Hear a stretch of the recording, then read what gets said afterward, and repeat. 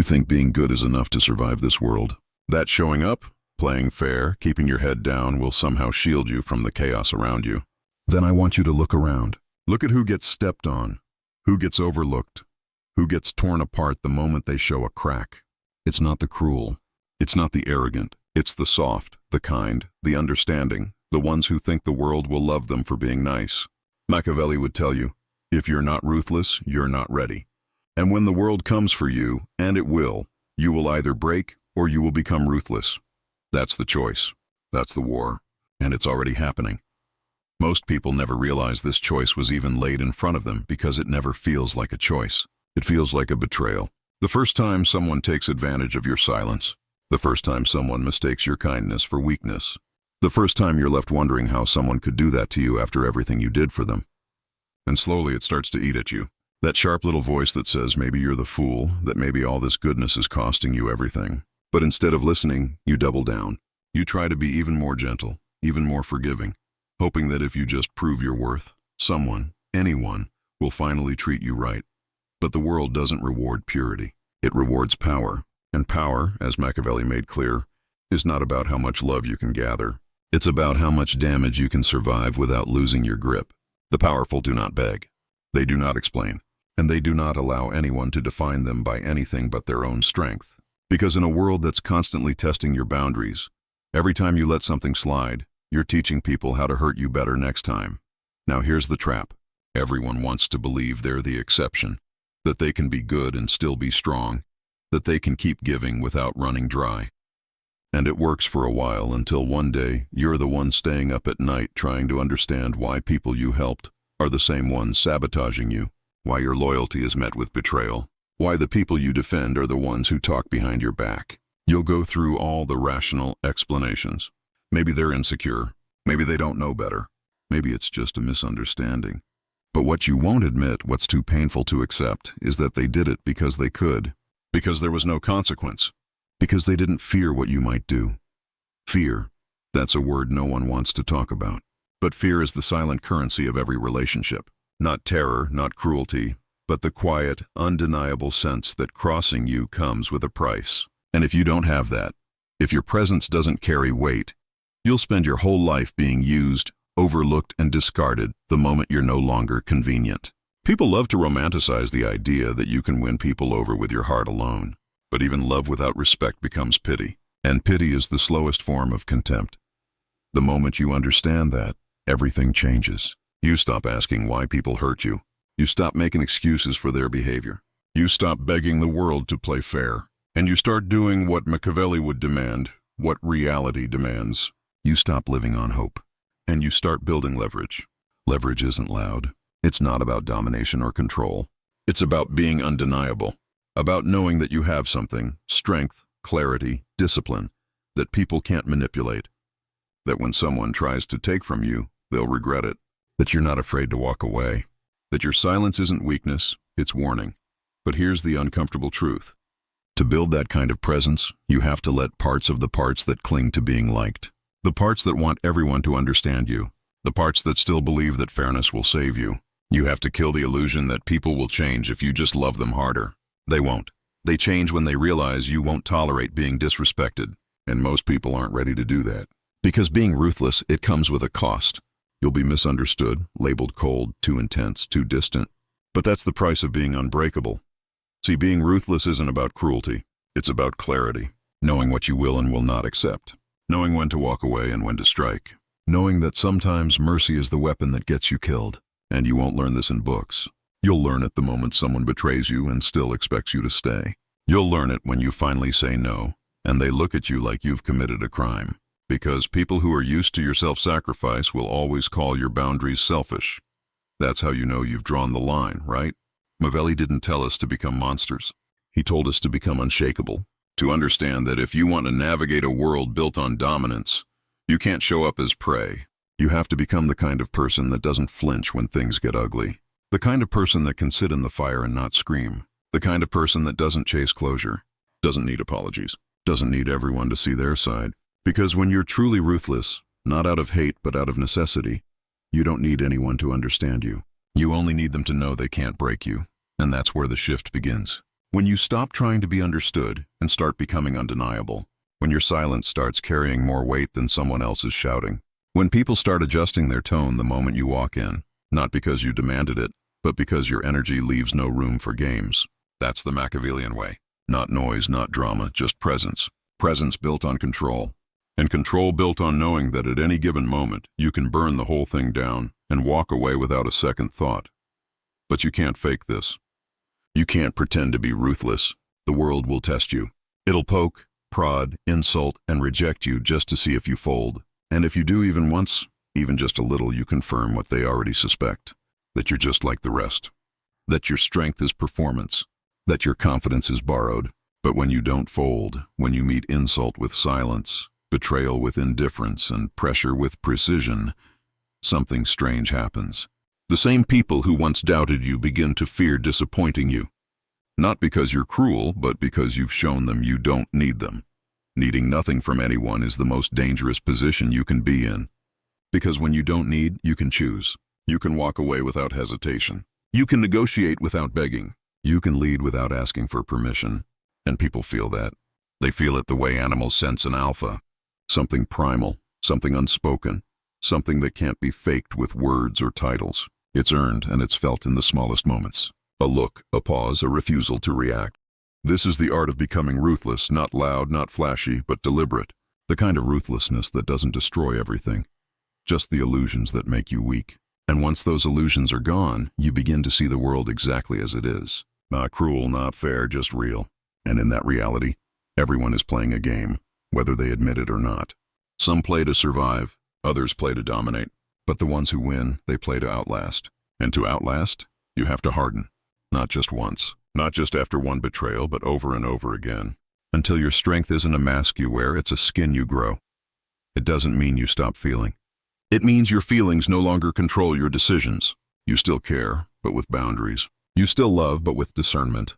And most importantly, you still give, but only to those who have earned it. That's the difference between the broken and the ruthless. The broken keep giving to prove they're good. The ruthless give because they choose to, not because they're afraid of being seen as bad. Machiavelli understood that power was never about being feared for no reason. It was about being respected because you could have chosen revenge but didn't. You could have destroyed someone but walked away instead. That kind of restraint, it terrifies people more than any threat because it proves you're not reacting, you're choosing. And anyone who chooses when others react owns the dynamic. But you can't get to that level if you're still flinching at rejection. If you're still explaining yourself to people who don't listen. If you're still trying to prove your worth to people who benefit from your self-doubt. The moment you realize that someone not valuing you isn't a problem, it's a filter. You begin to reclaim your power, not with revenge, but with removal. Silence becomes your new sharpest weapon. Distance your defense. Detachment your armor. And the beauty of it all is how quiet it becomes. No dramatic confrontations. No last word victories. Just the sound of you moving on. No announcement, no parade, just absence. A void that speaks louder than any argument ever could, and the world notices.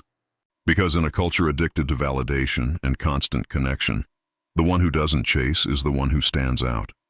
The one who walks away calmly from chaos without needing applause. That's the person people remember because they represent something rare. Power without noise, authority without arrogance, discipline without display. But there's a paradox here, and you need to hear this. The more ruthless you become, the more temptation you'll face to abandon your humanity altogether, to become cold for the sake of control. But that's not the goal. The goal is not to lose your heart. It's to protect it so deeply that only the deserving ever reach it. You don't want to become a monster. You want to become untouchable without losing your soul. And how do you do that? You keep your principles, but you stop announcing them. You set boundaries, but you enforce them quietly. You give trust, but in small doses, slowly watching everything. And you stop expecting people to treat you the way you treat them. That expectation is the root of so much suffering. Once you let go of it, you stop feeling betrayed by behavior that was predictable all along. You stop giving people the power to shock you. And when no one can shock you, no one can break you. Most people live in cycles of hope and disappointment. They enter relationships hoping to be seen only to be hurt. They open up hoping to be understood only to be rejected. And each time they shrink a little more, they either become bitter or they break. But you don't have to choose either. There's a third path. You become strategic. You start watching more than you speak, listening more than you explain, And instead of handing people the script to hurt you, you hand them nothing. Let them guess. Let them project. Let them underestimate. It's all leverage. Because the more unpredictable you become, the more powerful your presence gets. People don't fear those they fully understand. They fear the unknown, the unreadable, the unbothered. And when you carry yourself with that quiet, calculated distance, you become a mystery, not by pretending to be someone else, but by finally stopping the habit of oversharing, over-justifying, and over-apologizing. You begin to realize that the less you explain, the more respect you command. Now, this isn't about playing games. It's about understanding them so you're never a pawn again. Because life will test you through people. The ones who flatter you, the ones who challenge you, the ones who act like they love you until you say no. And every one of them teaches you a different lesson. How to hold your power, how to not be baited, how to keep your emotions yours, not theirs. And the more you master that, the less reactive you become. Your peace becomes sacred, your time expensive, and people start noticing that not everyone gets access to you. Not because you're cruel, but because you've paid the price for being too open too soon, too often, and now you're done bleeding for people who don't bring bandages. You learn to observe a person's patterns, not their promises, their silences, not their speeches. You stop being impressed by potential and start paying attention to consistency. And slowly, the world starts to look different, less like a battlefield and more like a board game. And you become a player who already knows how it ends because you're 10 moves ahead. And you've already made peace with the idea of walking away if the game turns foolish. You don't flinch. You don't chase. You don't defend. You just remain unshaken, unreadable, and unmistakably in control. Because you've learned that power isn't just about what you can do. It's about what you can resist doing. It's about knowing your hand could destroy someone and choosing not to move it. That's where the fear comes from. That's where the respect grows. And it's not about being feared for your rage. It's about being feared for your silence, your discipline, your self-possession. That's what makes people question themselves before they question you. You either break or you build this version of you. The version that doesn't seek fairness, but creates balance. That doesn't demand loyalty, but observes it. That doesn't scream boundaries, but lives them. A version of you that doesn't need the world to be good anymore because you've become strong enough to navigate it exactly as it is. And when you do, you become something the world doesn't know how to deal with. Someone who doesn't crumble under betrayal. Someone who doesn't beg for closure. Someone who doesn't lose their mind when things fall apart. Because you've already rebuilt yourself from worse. And now nothing can take that away from you. You either break or you become ruthless. And once you choose the latter, you never go back. Not because you're bitter, but because you finally know your worth. And you'll never again let the world decide it for you. And here's what no one tells you. Once you step into that ruthless version of yourself, everything starts to shift. The way people look at you, the way they speak to you, the way they hesitate before pushing your limits. They don't always understand what's changed, but they feel it. You're not louder. You're not meaner. You're just sharper. Like a blade hidden under calm eyes. And people instinctively pull back from sharp things. That's presence. That's power. Because now you're not moving through life asking for anything. You're evaluating. Does this person bring clarity or confusion? Does this situation make you stronger or weaker? And if the answer leans toward chaos, you cut it off clean, quick, quiet, no guilt, no second chances, because you've learned something vital. Not everything deserves to stay just because it once made you feel good. Machiavelli would call this strategic cruelty, not in action, but in selection. Ruthlessness isn't only about how you deal with enemies. It's how you choose your allies, who you allow close, who gets to hear your fears, who gets to see your flaws. And if you're still letting anyone in just because they ask nicely, you haven't fully stepped into your power yet. Being ruthless means no one is grandfathered into your life. Not because you're cold, but because you've realized peace is more valuable than loyalty from the wrong people. You see, most people hold on to relationships because they're afraid of starting over. But you're no longer afraid of emptiness. You've made peace with solitude. You've sharpened yourself in the silence. And that makes you dangerous.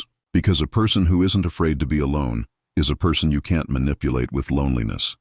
That's why the world tries so hard to keep you soft.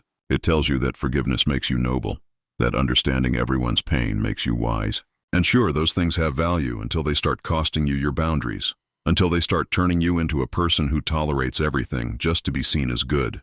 But there's nothing noble about letting people walk all over you. There's nothing wise about allowing repeated disrespect in the name of compassion. At some point, you have to stop confusing your capacity to endure pain with a badge of honor. Pain is not a currency, And if you keep treating it like one, you'll keep attracting people who expect you to pay in suffering.